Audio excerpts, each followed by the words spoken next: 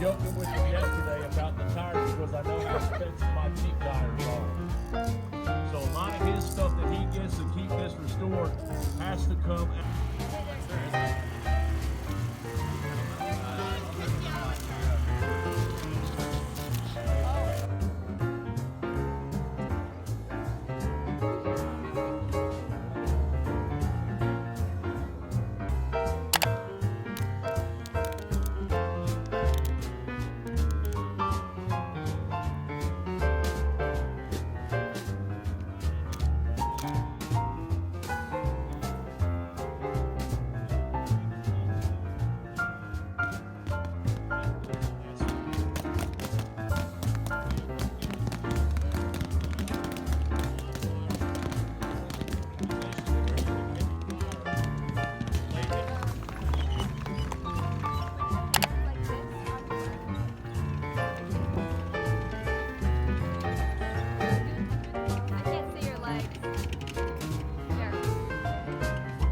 The M5 Stewart, M5